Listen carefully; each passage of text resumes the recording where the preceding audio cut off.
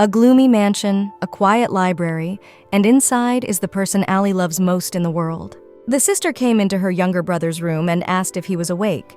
The boy's name was Eddie. Ali asked what the boy was reading. The book was about planetary cycles and their connection to math. Then she asked what it meant. Eddie didn't answer his sister. She patted him on the head and assured him that her brother was very smart anyway.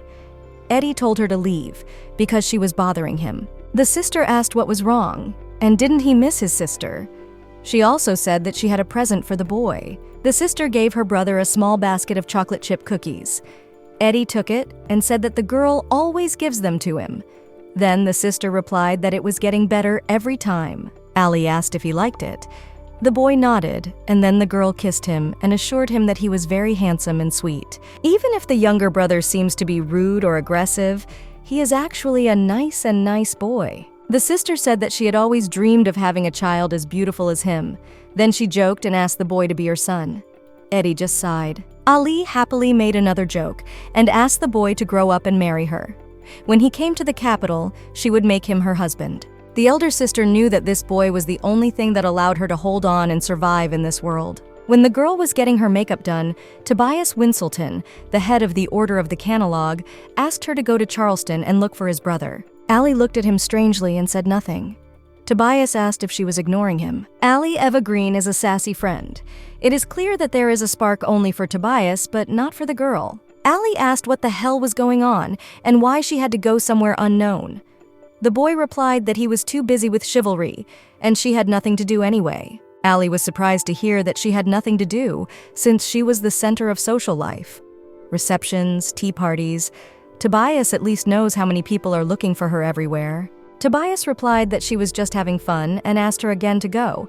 However, he is the Duke of Charleston and is indirectly related to her. Ali asked if he was trying to convince her that her house was his vassal.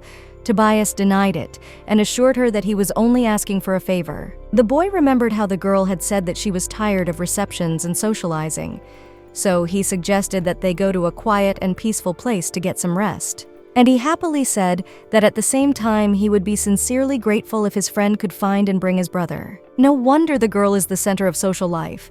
If she goes to pick up her brother, the younger one will most likely follow her. And then Ali thought that she could go on a country vacation. Charleston is located by the sea. She could walk in the sea breeze and look at the blue sea every day, live a quiet life and forget about the main goal. Ali thought that maybe a month's break would not be so bad, so she agreed to Tobias's request. When she arrived at the mansion, she looked out of the carriage and was horrified. The small town looked terrible. Ali did not know that it was a port city. Perhaps they should bring some fabrics or jewelry, she thought. Then the assistant told her that guns and gunpowder were coming to Charleston. After all, it was the city of the most famous and brave knights. Ali was very upset because she had not expected this. She was irritated and smelled sweat from the carriage. The driver told her that they had already tried to get to their destination. Ali had only one thing on her mind. She wanted to find the Duke of Charleston as soon as possible. Ali got out of the carriage in front of the Winselton mansion. One of the maids greeted her and introduced herself as Susan. She would accompany Ali to the mansion. Susan offered to show Ali to her room, but Ali did not want to hear it and immediately asked where His Highness was. Susan was surprised and a little afraid of this reaction. The lady replied that she did not want to waste her time. The maid replied that, in fact, the Duke rarely appears in public. He hardly ever spends the night in his bedroom. Ali was surprised. The maid added that they didn't know where he was or what he was doing. Ali got very angry and asked if this meant she had to find him herself. The maid confirmed this. Ali went to the receptionist's office and she knew that he was a wizard with a short temper. But as a man who runs a small town, he goes unnoticed. Even she, Tobias's closest friend, had never met the Duke. The Winselton family of knights, who have been wielding swords for generations, rarely produces such outstanding wizards. He became an archmage at the age of 17, and a man of his stature is stuck in a village. No wonder his brother is upset about it. So Eli decided to find out what he looked like, and knocked boldly on the door of His Highness's bedroom. When she knocked, no one answered, and she did not expect to see anyone there because she had been told that he did not even spend the night there. Then Ali went to the laboratory and found no one there either. Then she went to the office, but that was also in vain. After that, Ali even asked all the people in the mansion. No one gave her any answers, and she wondered if the mansion even existed. After trying so hard, Allie sat down on the swing in the garden because she was tired. Susan, the maid, came to her and told her that she had made tea for her. Susan poured the tea, and Allie asked her what the Duke looked like. Perhaps she would meet him somewhere. Then Susan's maid replied that although she had devoted 10 years of her life to the estate, she had rarely been in the presence of His Highness. After these words, Allie did not understand anything at all. Susan can only say one thing. The Duke has very striking red eyes, but there is nothing more she can do to help the girl. Then Allie thought, it seems that the Duke does not even look like Tobias. The only clue she had was the red eyes. Walking down the huge corridor of the mansion, Allie saw a strange little boy. Out of the darkness, Allie immediately saw bright red eyes. The lady wondered if she had found the Duke. The girl greeted the boy and asked him who he was. The boy looked at her for a long time and did not answer. Then the lady bent down and asked him if he was lost. If you think about it, the little boy looks very nice. Perhaps he is the child of an aristocrat. Allie sat down with the boy and introduced herself as Emily Eva Green. She also said that she was visiting from the capital. The boy can also call her Allie, but the little boy did not react to her words, pretended that the girl was not there, and started to walk away. The girl turned around and asked where the boy was going. The boy still did not answer and began to walk into the room. Allie followed him and saw that all the walls were lined with books. This surprised her. Books are too boring for her. Allie approached the boy and offered him some candy. The red-eyed boy replied sharply that he did not want anything. Allie asked if the boy was afraid of her. She also added that she had not only a beautiful face, but also a kind heart. She would let the boy get used to it. The boy did not understand what the girl meant and looked at her strangely. He decided to ignore Allie. The boy sat down on a small sofa and began to read a book. Allie could not believe her eyes that such a beautiful baby lived in such a mansion. Then Allie was very happy because she began to like him more and asked him his name. The boy just thought she was being stubborn and said his name was Edward, and now she should be quiet because he was reading. Then Allie was even more compassionate and said that she would call the boy Eddie. What a nice name, she thought. It is said that if you look into its eyes, they can burn a person to death. It is rumored that many people have died because of this. So even if a person plays the part of a duke and doesn't show his face, no one will say a word to him. Allie went up to the little boy and asked him if he was reading again. Eddie exhaled a long breath, and she came to him again. Allie praised the boy and asked him if books were really that interesting. She added that sometimes children need to go outside and play. Looking at the books, Allie was surprised to see the same book. A few years ago, it had been fashionable in the capital. It was rumored to be a novel for adults. She wondered what would happen if a little boy picked it up and decided to hide it in her room. Allie asked if there was anything else the boy might be interested in besides reading books. She would do anything for him. Eddie didn't even look up from his book and told the girl to shut her mouth. He only wants to read books. Allie had been watching the boy for several days and had rarely seen him eat anything, but there were always cookies near him. She decided to make him some next time. She wondered if it was normal for a growing child to eat so little. But in the end, where were his parents, Allie wondered? How could they leave the boy alone in such a state? Allie was also lonely as a child. She didn't like it, so when she got older, she broke into the social life. Receptions, dancing, music, these were the only pleasures for her heart. But this child can sit for hours with a book and not move. After a while, Eddie got tired of Allie staring at him all the time and decided to ask if something was wrong. Allie did not answer his question, but asked if she could be his sister because he was so handsome and nice. But a child will be a child, throwing tantrums and being a bully.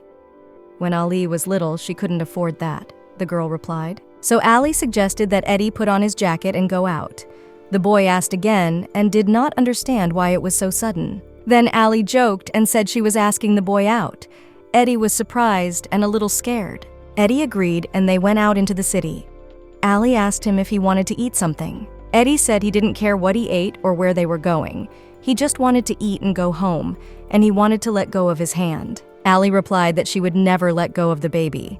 It was her first date with the cute boy, and she was going to treat him to something tasty. Then Eddie asked her not to call him baby and to be more attentive to his wishes. Allie asked if he really wanted her to address him as an adult. Okay, Allie said. She let the boy go and told him that from now on he would be the gentleman who accompanied her. Allie said that she completely trusted this beautiful day to him, her Eddie.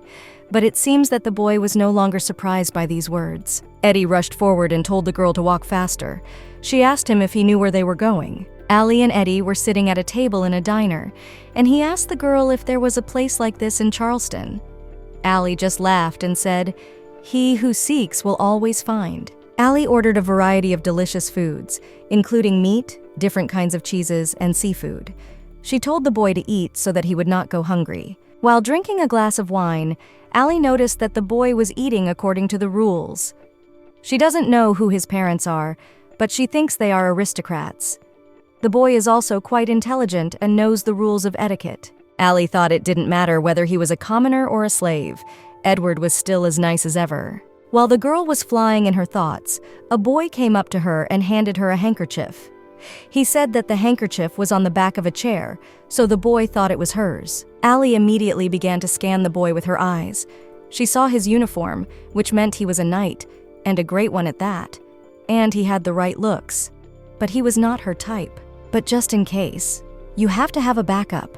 Perhaps in this small village, the girl will be able to find her love. Eli thanked him for the handkerchief and thought that as soon as the Duke appeared, she would take the boy with her to the capital.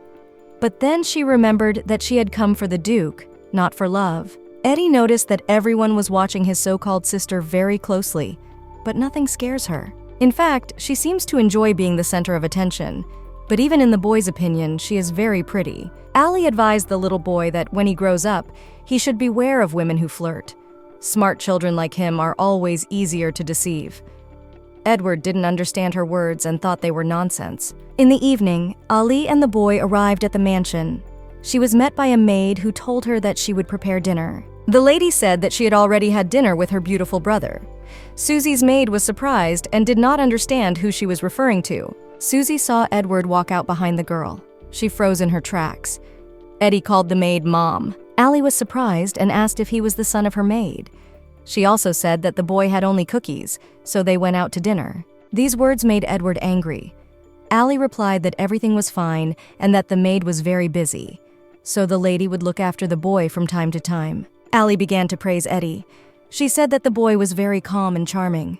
At this point, Susan turned pale, and Allie asked if she was all right. Then the maid was confused and said that everything was fine. Allie asked the boy if he was not going to the library again. She could not believe her eyes. She had never seen such young readers. Edward has been with his sister all day today, so maybe he has something he wants to ask her, Allie asked. Then, after some thought, Eddie asked what it was like to live in the capital.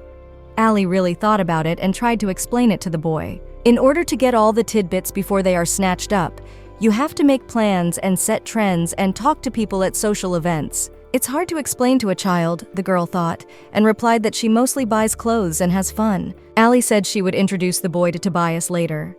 Edward wondered if this was the same Tobias Winselton. Allie didn't think Edie knew him. Tobias is a famous knight. Perhaps Edie is interested in fencing as well. Allie added that Tobias is her only best friend. Although he does strange things sometimes, he is very good. Then she noticed that the boy's face had turned gloomy.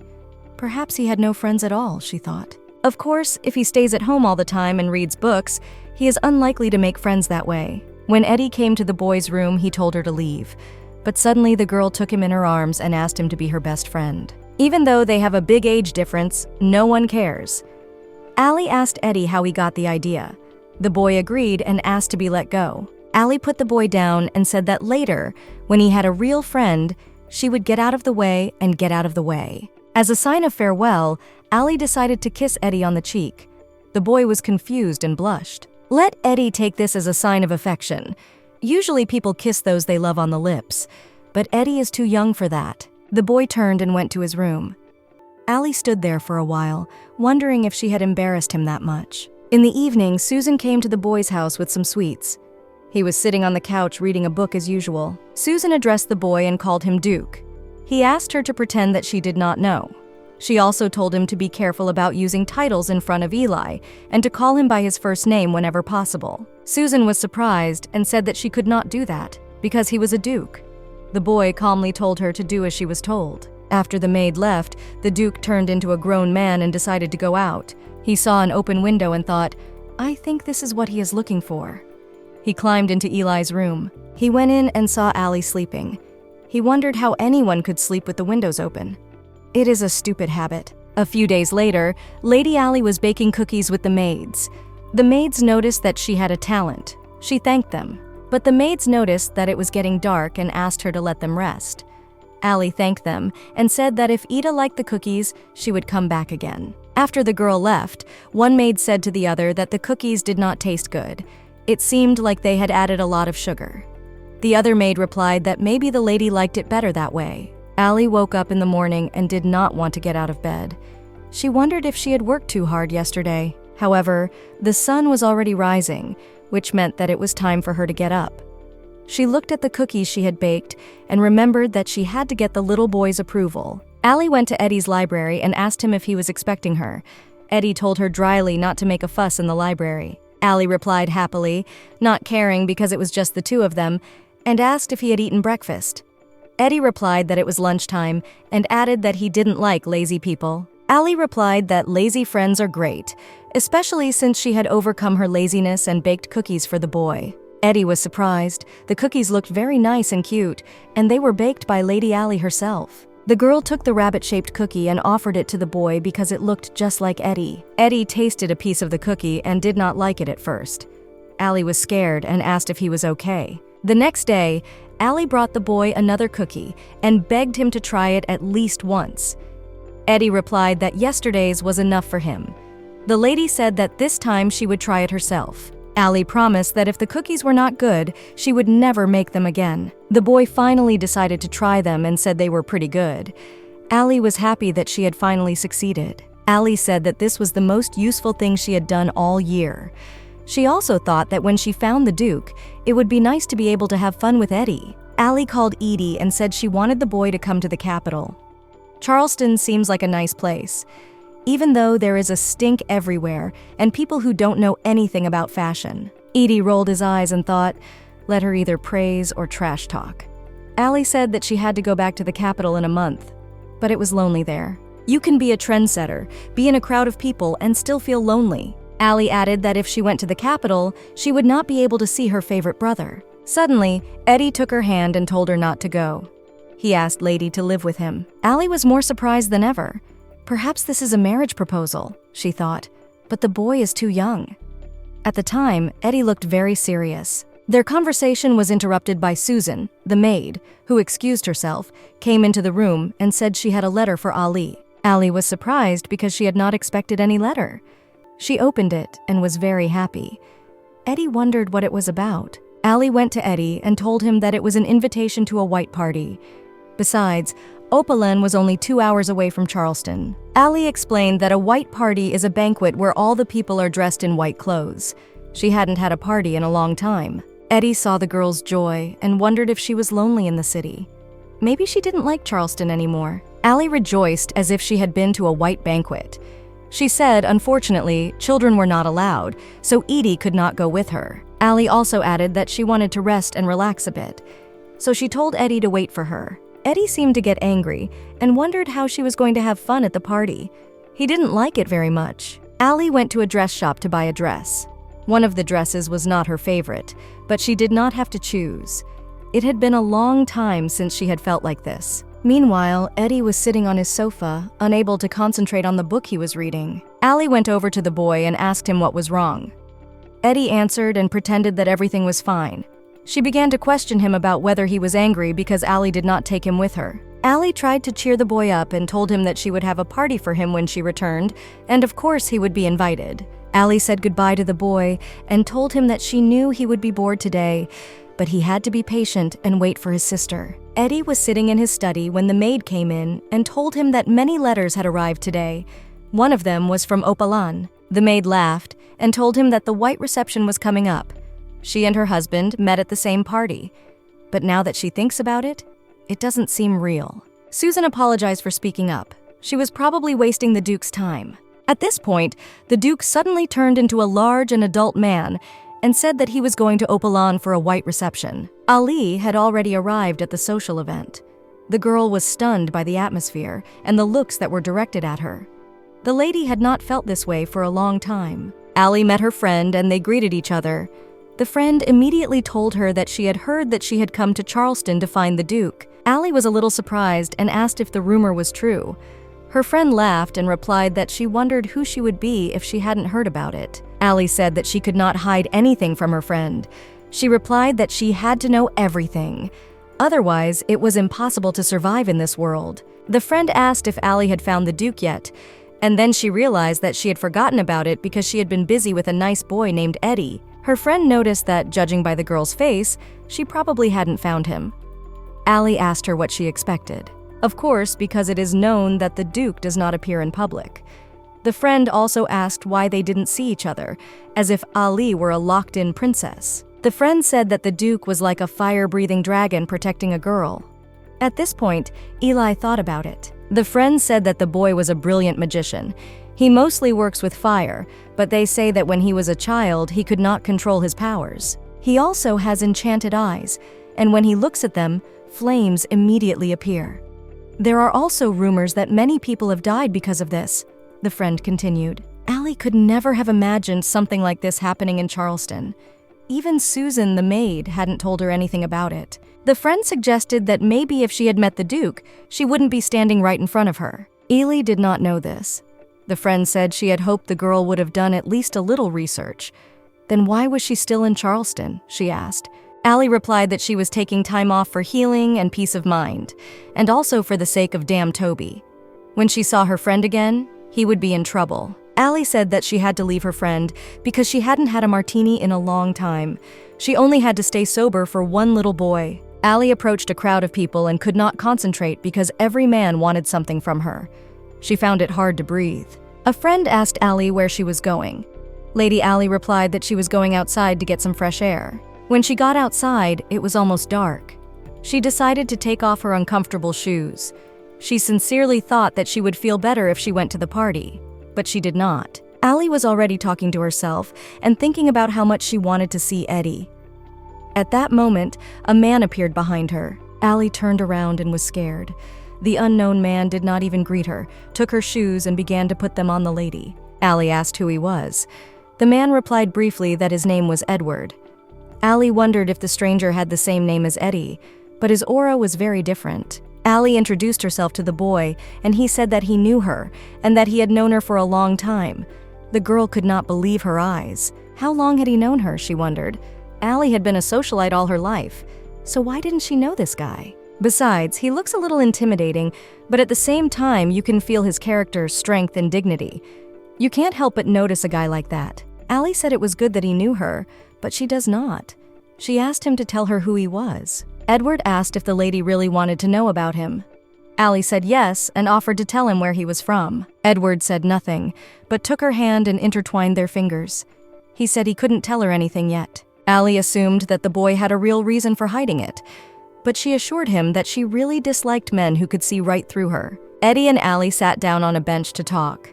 Ali said that she was sorry that he knew so much about her. Eddie asked her if she thought it was unfair. Ali replied that it was not. Rather, it was unfair. The first person to move loses. No matter how well one knows the other person, the one who cares always loses. Afterward, Ali noticed that she did not like losing. She smiled, put her head on Edward's shoulder, and grabbed his hand tighter. Ali suddenly stood up and suggested that Eddie go for a walk. The party would be over soon, so she also offered to introduce him to the guests. Eddie did not like the idea, so Ali asked him if he didn't like to meet new people. The boy said yes. Ali wondered if the boy was there just for her. She liked it because it was very nice. Eddie and Ali arrived at the main entrance. Ali said she was sorry she had to go and asked where they could meet again. Eddie replied that he would be in the east. Ali thought about it and replied, "He sounds like a baby." The boy asked what kind of baby. For some reason, Ali thought she was talking to Eddie, so she accidentally said something.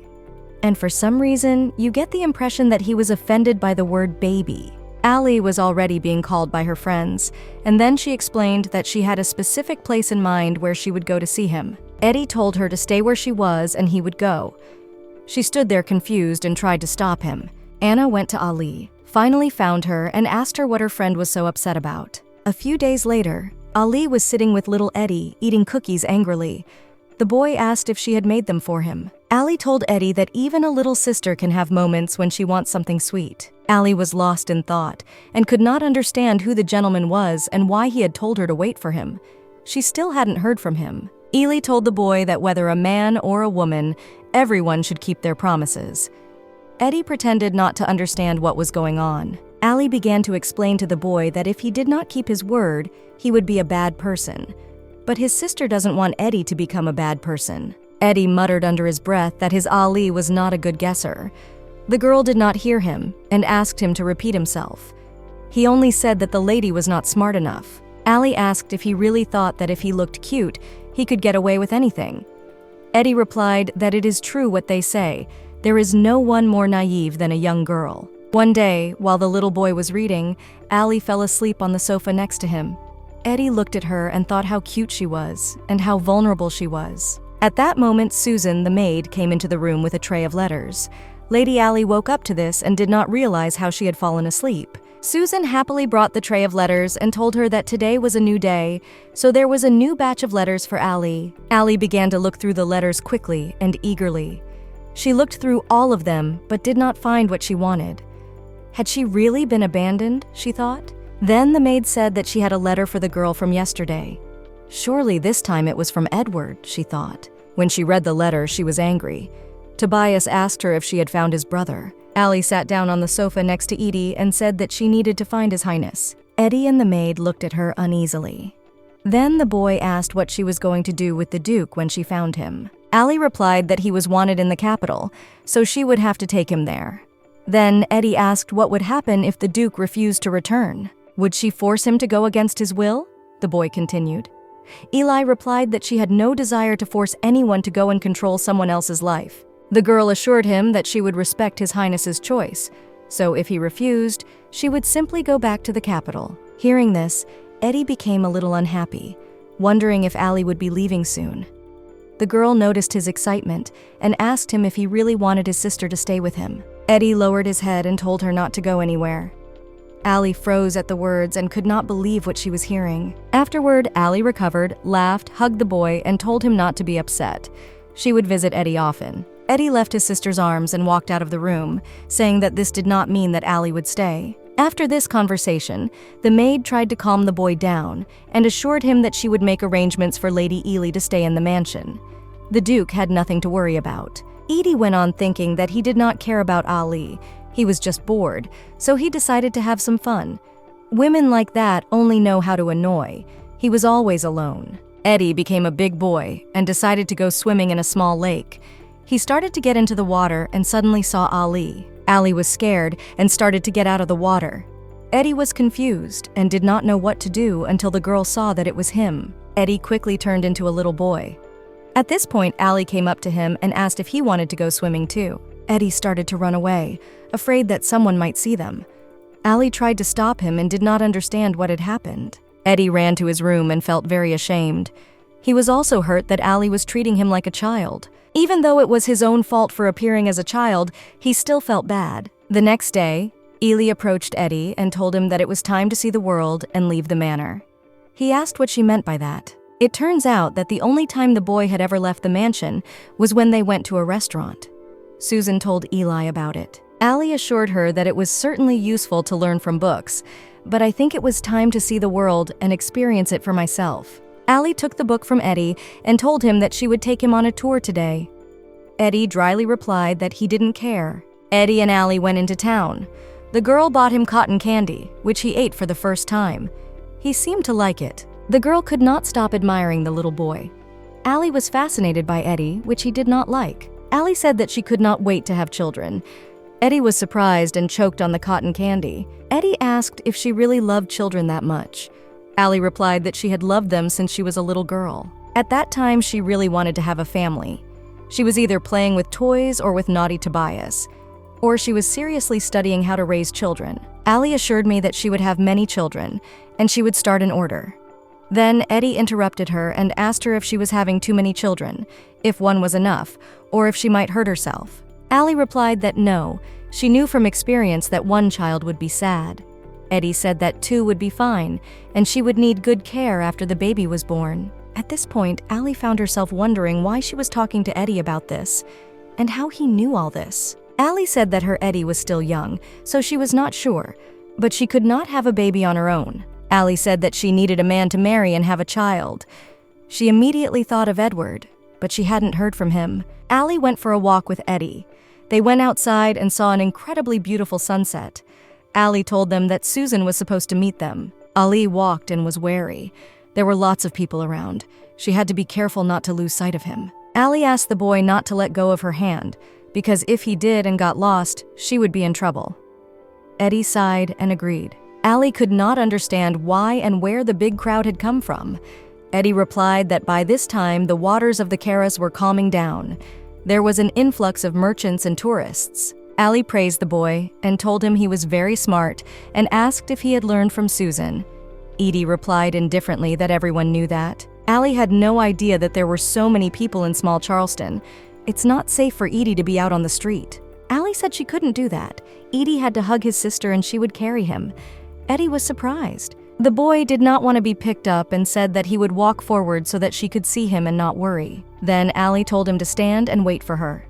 The boy disappeared into the crowd of people and began to call out the girl's name. Then Eddie realized that he was in big trouble. He hid and changed into a grown man and called out to the lady in that way. Meanwhile, a girl was calling out Eddie's name through the crowd and could not understand where the boy had gone. While Allie was looking for the boy, she accidentally bumped into an unknown man. He twisted her arm and told her to watch where she was going. Allie apologized and told him that she was in a hurry. The man did not say anything at first, but then said that if she was really sorry, she should have a drink with him. The stranger then took both her hands and told her not to move. Allie tried her best to stop him. Suddenly, the man's patience broke down, and she twisted his arm and told him that she was looking for the child. Allie asked him if he realized that of all the people here, she was the most patient and crazy girl. If a girl says no, it means no, and you shouldn't think otherwise. The man ran away from the girl, and Allie continued to watch the crowd of people, looking for the boy's eyes. Suddenly, the adult Edward grabbed her arm.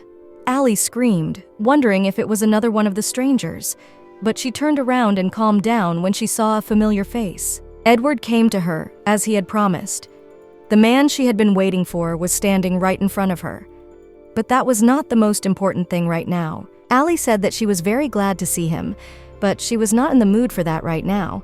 She had lost her dearest boy and had not found him yet, so they would have to see each other another time. Ely turned and was about to leave when Edward offered to look together and promised to find Eddie. Edward wiped the tears from the girl's face. She felt calm with him by her side. Now she really thought she would find Edie. The girl thanked Edward very much for joining her and suggested that they look for the boy together. Edward gladly agreed. Allie suggested that they ask the guards for help. Edward said he knew where to go. Allie said that she should not have let the boy go. Edward replied that it would be all right, and that Edie was probably looking for her as well. Allie then asked him if Edward thought that her little Eddie was as tall as he was. He could easily get lost in the crowd while he was looking for her. At this, Edward could not help but laugh. Allie grabbed him and asked him if he wanted to argue with her.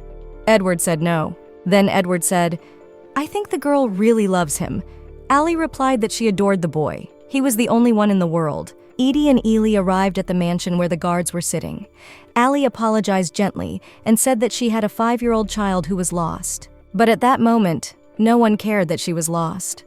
The guards were sitting at the table, having fun and drinking. Eddie watched and became angry. The Charleston guard. This was not the guard he had ever known. Confused, Allie tried to reach out to them.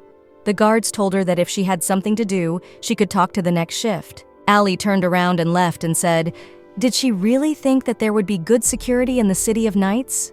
Then she would have to ask the Knights of Winselton Manor for help. But Edie stayed with them. But one of the guards asked how many times he had to be told, because it was not their job.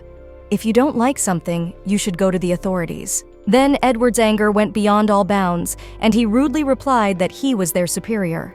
A fire broke out, and the guard was stunned. Duke Edward ordered them to leave immediately.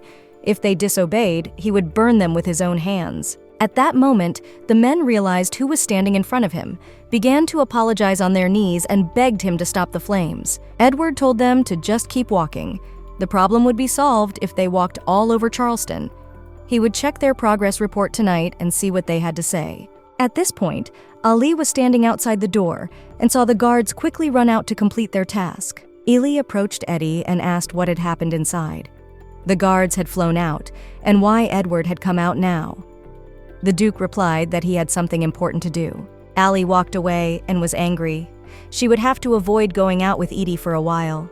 She was disappointed at the behavior of the men, for this was a city of knights. Ali said that they would first go back to Whittleton Manor and ask the knights to help them, and then she would go looking for them.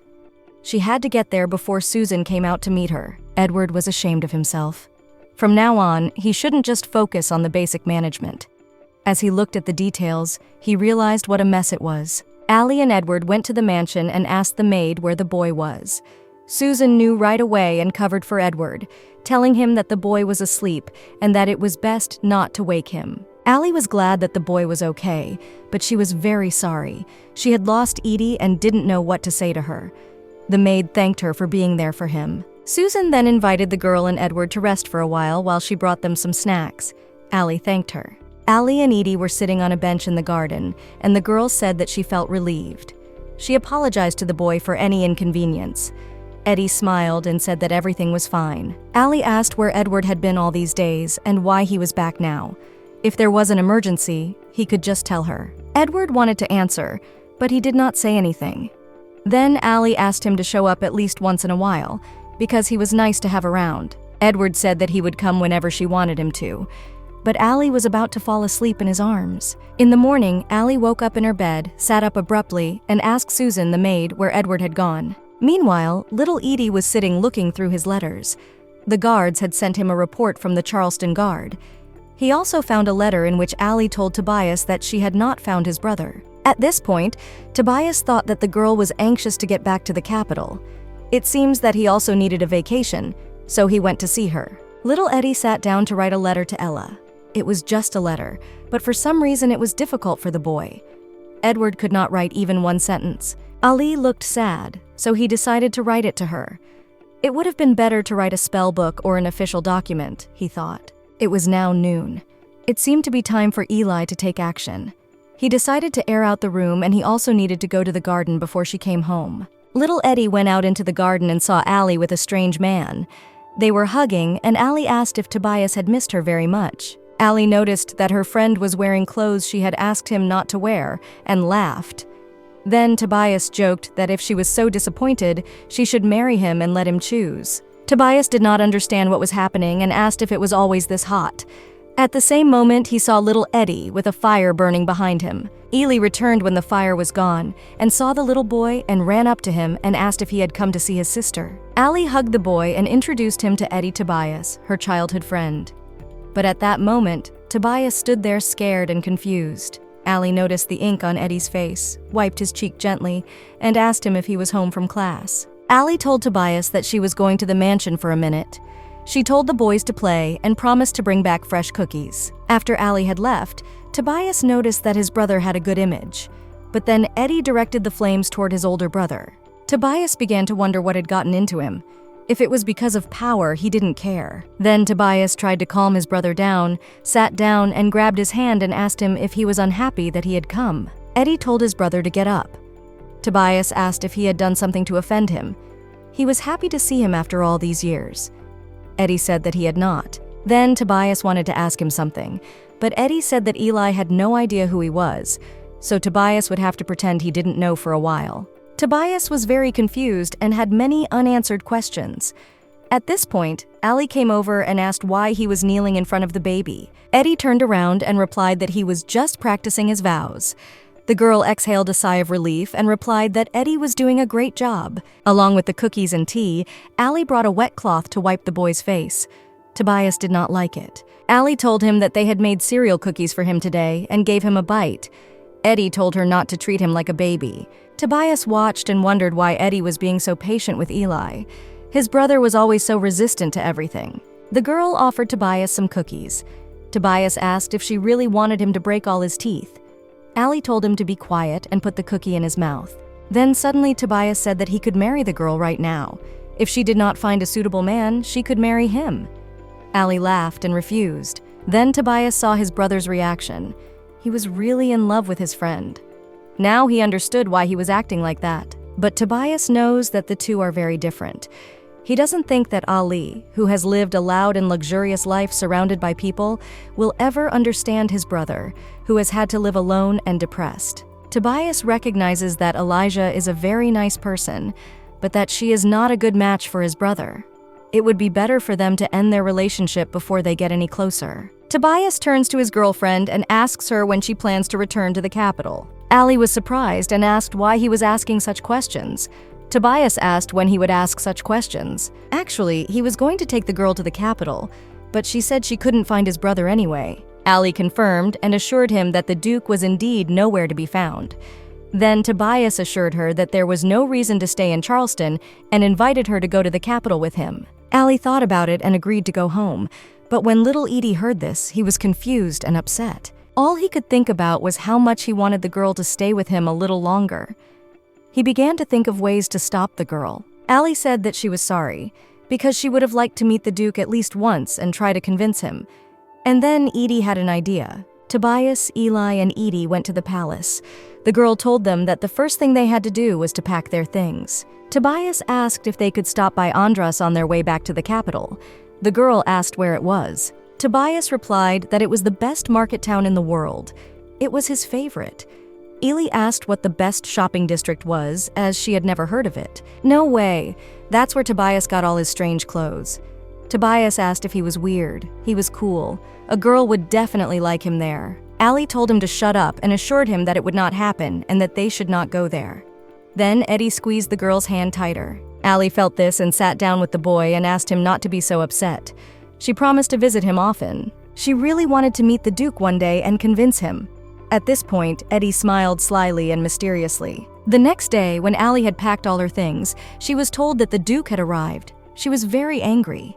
The helpers also told her that not only they had seen him, but other people had as well.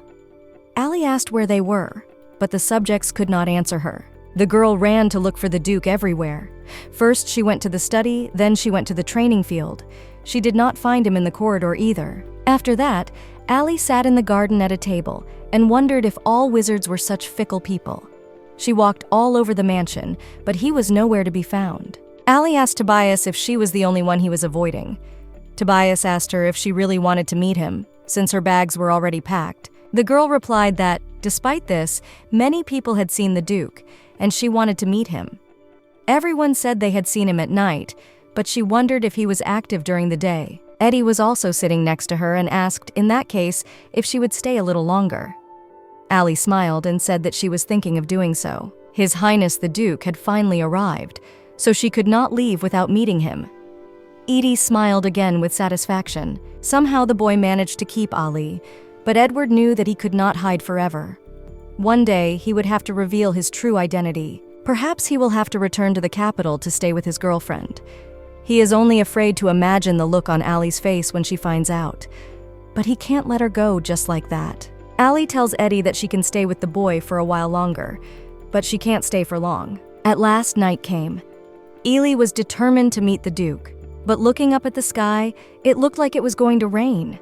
The Duke was supposed to appear before then. As she sat waiting, she saw little Eddie walking toward her.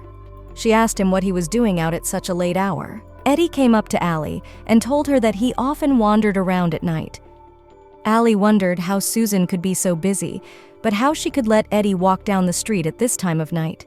She would have to have a serious talk with the maid before she left. Ali took the boy's hand and told him that he should not be out at night and offered to take him to his bedroom. Eddie asked why, since he was walking near the mansion. Ali replied that it was already dark at the mansion and in Charleston. Edward asked if it was light in the capital. The girl replied that the capital was full of lights and people, and that the lights were not even turned off at night. Ali asked if the boy understood everything. She doesn't want him to get hurt walking at this late hour, so he should be careful. Suddenly, Ali stumbled and started to fall, but little Eddie caught her. Ali laughed and said that her Eddie was much stronger than she thought. Eddie got a little angry and said that if she had made one more wrong move, she would have broken her ankle. Ali gave the boy a hug and told him that if he wanted to see her, he could come to the capital anytime. Eddie said she was not going to leave right away. Ali also said that when Eddie got a girlfriend, he should show her to his sister. The girl will understand the girl, and Eddie will be loved by everyone. Then suddenly the girl kissed the boy on the forehead and asked him to save himself for someone special. Eddie was confused, but then said that he understood. The girl had already put the boy to bed and wished him good night. Eddie told her to hurry up, because if it got any darker, she would hurt her leg. Ali realized that it was getting late, so she would not be able to meet the Duke. Perhaps she could meet him in the hallway on her way to her room. It began to rain heavily on the way. Ella had to go through the backyard to get to the east wing. Ali began to walk slowly and told herself that she must not fall and must be careful. But the rain had made the stone path very slippery. Ali slipped on her shoes and started to fall backwards. Suddenly, a man with an umbrella caught her. It was Edward who told her to be careful. Any further and she could have been seriously hurt. Ali was happy to see him, but then her emotions turned to anger and she asked who was doing this. How could he just show up and disappear and not even contact her? She asked where he had gone last time, but if he decided to go that far, he should have asked her out. Then Edward got confused and asked what kind of date. Ali got even angrier and explained that a date is when a man and woman walk down the street, hold hands, and spend time together. Edward said that they had been looking for a child together, so if this was a date, they had already been on one.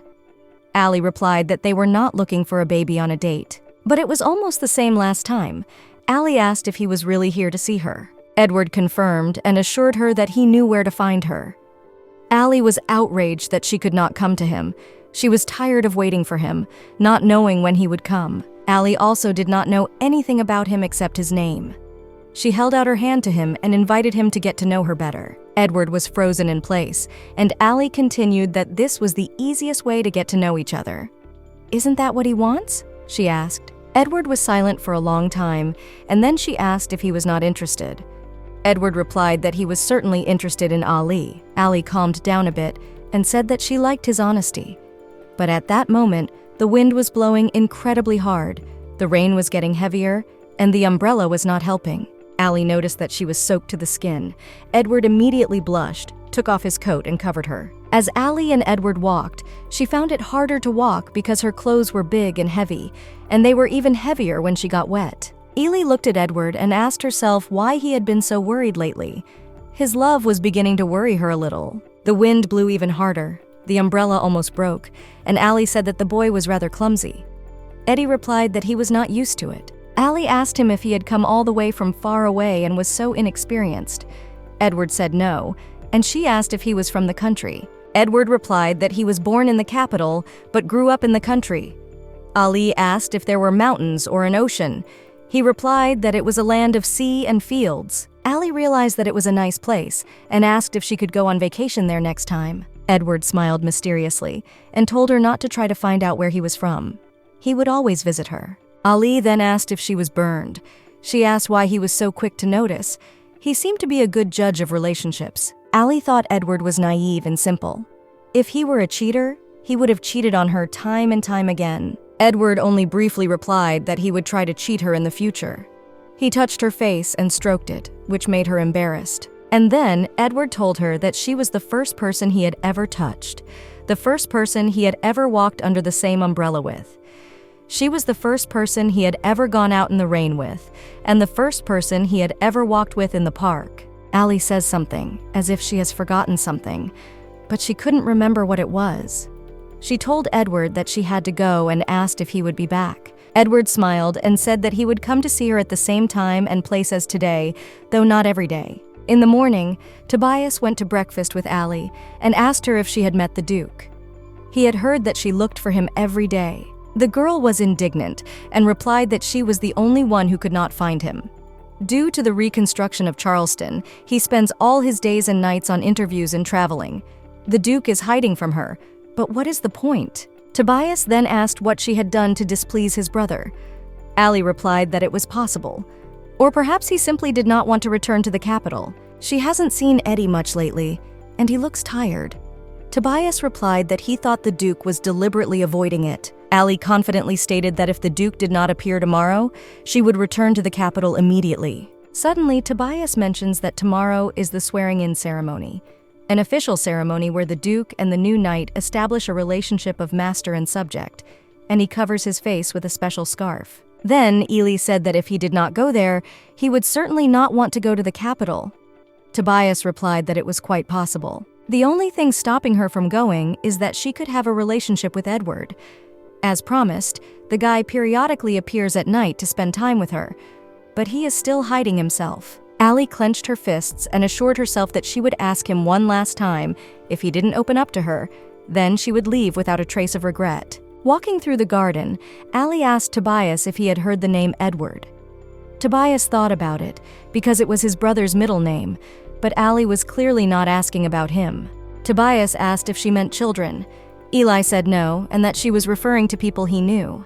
Then Tobias objected, and Allie said she thought he lived in Charleston. Tobias asked her who he was. Allie said that she had been worried about a guy lately. This made Tobias feel a little better, because it meant that Allie and his brother were not destined to meet from the beginning. Sitting down at the table, Tobias asked Allie what he was doing here and where he was from. Ely replied that she had no idea, because she only knew his name, and he hadn't told her anything else. Allie also added that she had a feeling that he was a good guy, so she was just going with her feelings. Tobias said he thought his friend was wrong. Edward hasn't told her anything, which means that he doesn't want to. Edward didn't talk much about himself, but he talked a lot about his feelings for her.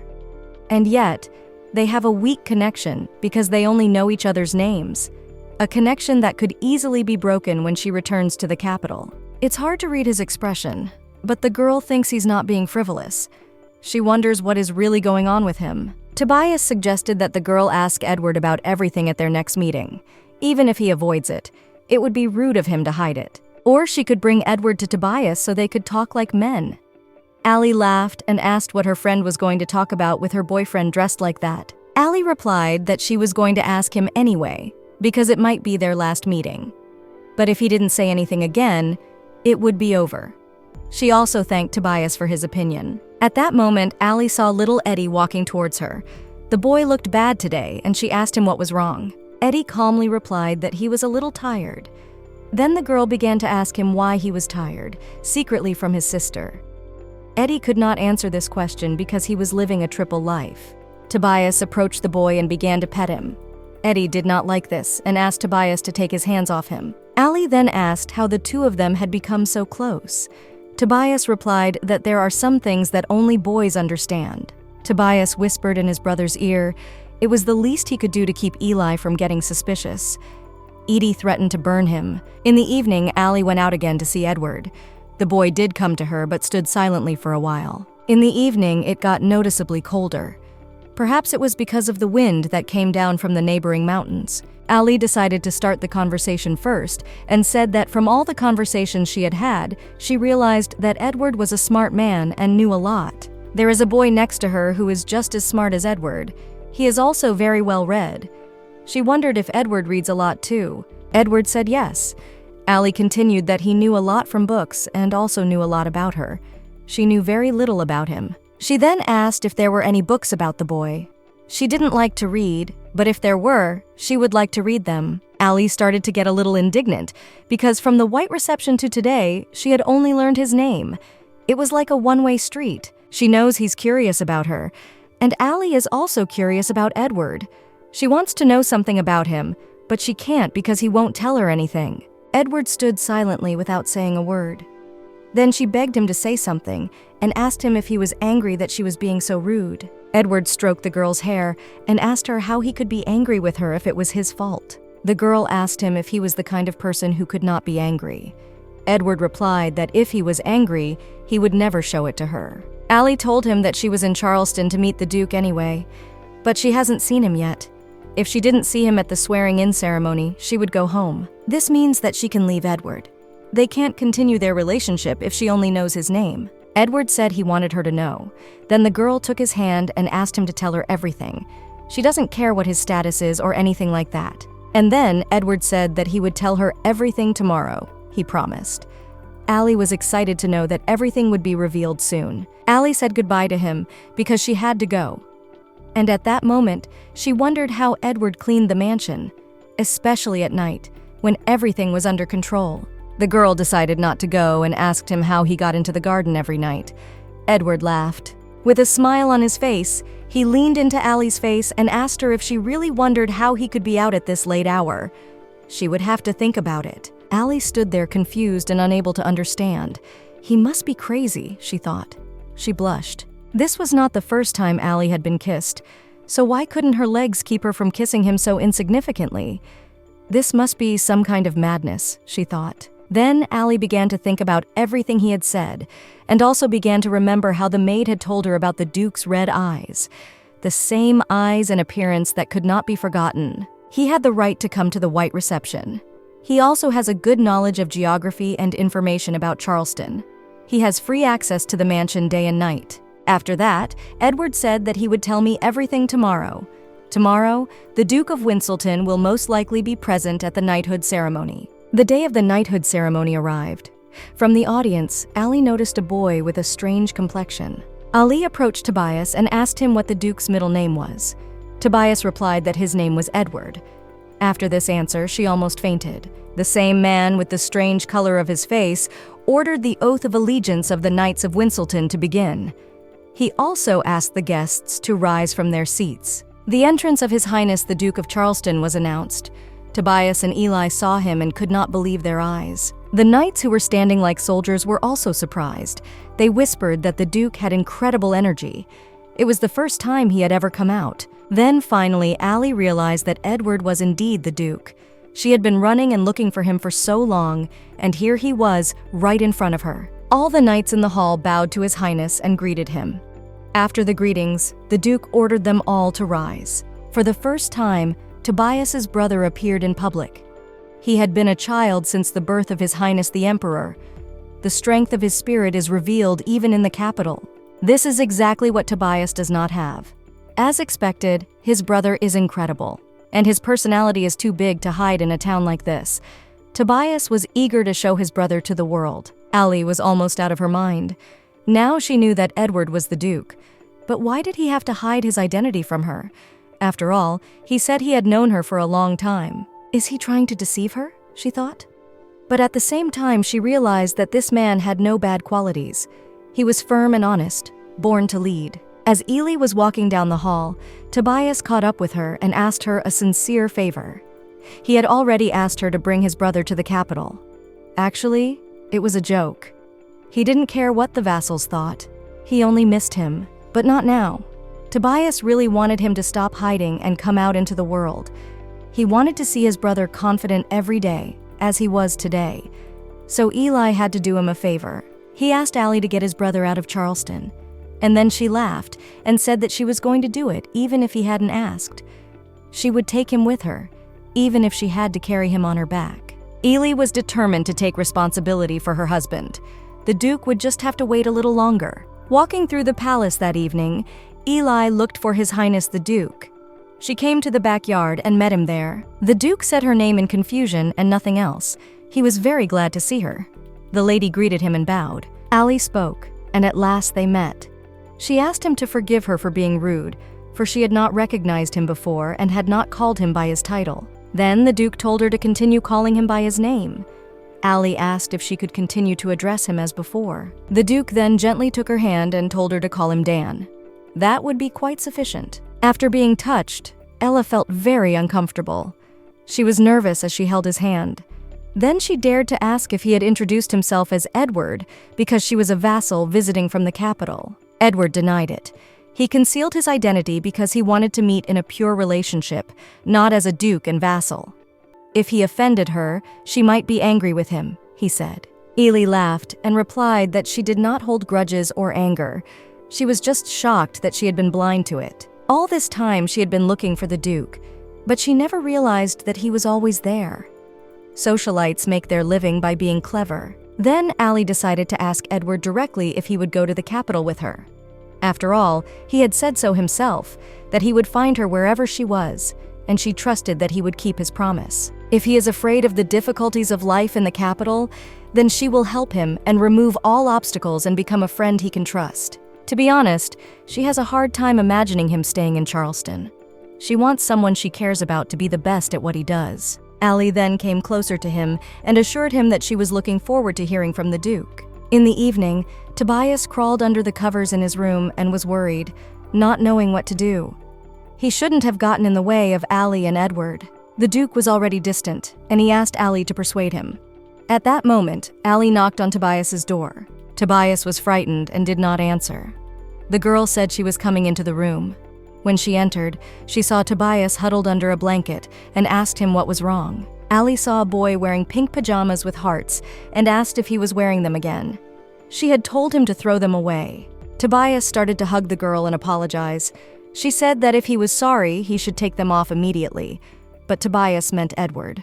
Tobias said that he knew who he was from the beginning, but he did not think that his friend would become friends with his brother, so he did not interfere. It was all his fault. It's unconscionable, the boy said, but he would ask anyway. He knows that Allie and Edward have already drifted apart, but he needs her to get her brother back, and he realizes that it will be very difficult. Then Allie got angry because the guy was being a jerk. Then he apologized again for making her speed up. It would take time to get things back on track, so Tobias offered to stay in Charleston for a month. Allie refused. She happily offered to stay about 3 more days and say a proper goodbye to their baby. Tobias did not understand what 3 days were. Eli might be nice, but he was his brother, and he was an unusual opponent. At this point, Eli interrupted him and said that the Duke had agreed. He said that he would go with them as soon as they were ready. Tobias was overjoyed at the news. His best friend told him to pack his clothes, except for the odd ones he liked to wear. A few days later, Allie sat at the table and thought about how long it had been since Eddie had come home, and she was still waiting for him. She wondered what was going on. She got up and decided that she couldn't just sit there and wait for him. She would have to find him. Allie went to the library. She wondered what a 5-year-old boy could be so busy and interested in. She opened the door and saw Eddie sleeping by the books. Just as she thought, he was there. The boy looked very nice. Allie tried to touch the boy's nose to wake him up, but Eddie did not wake up. She said that if he slept in the library, he would get sick. Then Allie said when she counted to 3, and if he did not get up, she would give him a kiss. The girl began to count, but Eddie never woke up. Allie noticed that the boy was sleeping too deeply.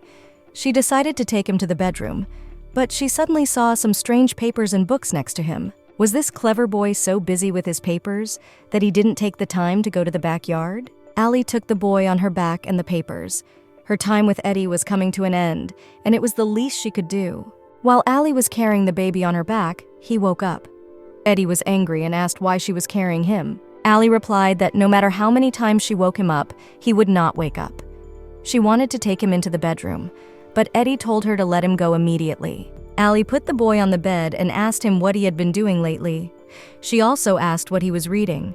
The boy replied that he was not reading much, and Allie wished him good night. Edie's stay in Charleston is coming to an end. Things cannot be left as they are.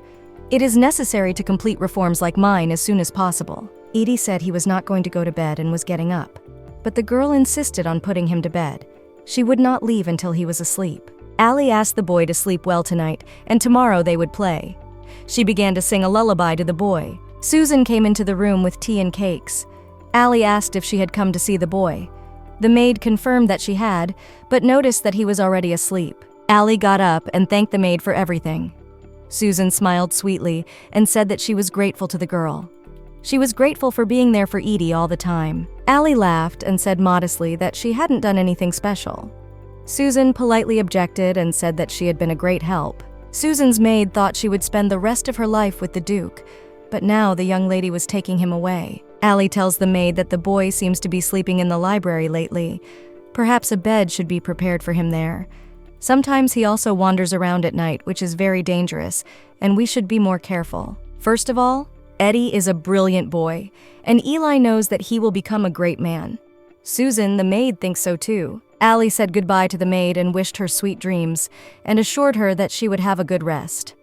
Susan reciprocated. When Allie left the room, Eddie called for Susan. The maid was frightened. He told her to get everything ready for his departure for the capital. Susan assured him that everything would be fine, but Eddie interrupted her and told her that he meant she should also pack her things because he was going with him. Susan was surprised and saddened. Her plans for a peaceful and quiet old age had been thwarted, but she could not give up, she thought. Susan turned to His Highness and told him that she could not go with him. Eddie asked her why. The maid replied that it was to give more time for the two of them, and if she followed him, she might give away his identity. The boy just nodded. In addition, there are many loyal vassals in the capital who serve the Winselton family. Among them, there would be better maids than she, the Duke's maid tried to assure him. This is the reason why the maid cannot go with Edward. But the boy assured her that Allie knew her as his mother, so she must go. Susan was frightened and realized that any moment now, all her hopes for a peaceful life would be dashed. She asked the boy why he had to go as a child. Then Eddie angrily asked if, even after what he had seen, she still wanted to hear it. Did he really have to say it? But then Susan gave in, bowed her head to the boy and said she would go with him, even if it cost her her life. It was Allie's last day in Charleston. She had strange and mixed feelings. Allie decided to go for a walk in the garden. If she went to the capital, she did not know when she would be able to come back. She should remember Charleston as it is. And come to think of it, she had never been here at dawn. The air is clean and cool everywhere. If you look at this place from the other side, it would seem to be a nice and good place to live. Even the social side of Charleston has become less sensitive since the girl came here. It was damp and cool outside. It was unlikely that the girl could behave like this in the capital. She should come here regularly to rest her mind and body, she thought, even though this is still a province. But Allie thanked Charleston for providing her with rest and tranquility. First of all, she met Edie here, and then Edward. It was all so unexpected, she thought. Allie recognizes that Charleston is a beautiful place in its own right, but Edward deserves more than to be buried here. So she decided to help him in the capital. The problem is that they have become quite close. Maybe if they live in the capital, it will look like they are officially dating. But first they need to prioritize. Now is the time to focus on being a loyal assistant to Edward, not on their relationship. The girl chose him, and she wants him to be the best. Of course, there will soon be talk of marriage, and only in order to procreate. While Ely was outside thinking about the future, little Eddie came up to her and asked her what she was doing out in the street in the early morning, and without any lights. Before the boy came, the street lights were off. Allie asked the boy if he had noticed that the lights had appeared as if by magic. Allie went to the lamppost and felt warm. Eddie asked her if she liked magic. She said no, but added that it was amazing. Ely patted the boy's head and added that when she was a child, she could not do anything, not fight or do magic, and she was not as smart as Eddie. Eli laughed and said that Eddie was still very young and did not understand many things. But later, when he grew up, he would see what his sister was like. Then Eddie could follow the girl and ask for her hand in marriage. Little Eddie smiled and said nothing. Allie assured the boy that if he was still not married in 10 years, she would marry him. She asked him what he thought about it. Eddie calmly replied that she could get married. She had nothing to worry about because there would be no problem getting married. Allie was not expecting to hear this. She replied that because his sister was so beautiful, men could not resist her. Sometimes you have to do this if you want to keep your family name, Eddie asked again. The girl replied that there was no other heir but her. Allie took the boy's hand and assured him that he should grow up to be a healthy boy and that she would be waiting for him. Allie reminded him that they would not be able to see each other for a while, but Eddie did not seem as upset as before. He replied that he was not that upset either. Allie was surprised and did not expect such a reaction. She was really sorry that she would not be able to see her little Eddie. Allie asked the boy if she was the only one who was sad. Eddie replied and reminded her that she had promised to come. But she was sorry to leave so soon, Allie said. Eddie saw the shoes and asked if they were hers. The boy took the shoes and said that they would need to be washed. Allie wondered if he was trying to change the subject. Allie remembered that she would have to wash her shoes and enjoy the Charleston hot springs one last time. The girl mentioned that the boy had been getting tired lately. Edie said that it was nothing, and the girl suggested that they go swimming together. Eddie was confused and asked what the girl meant, and then said that he would never go swimming with her. Allie asked why, because she needed to bathe anyway, and the boy was tired from the last few days. Bathing in a hot spring usually relieves fatigue. Besides, Allie wants to make memories with Eddie. The boy tried to run away, but the girl took him in her arms and assured him that he did not have to swim without a bathing suit. Eddie yelled and told her to let him go because that was not the problem. The girl offered to tell him what the problem was.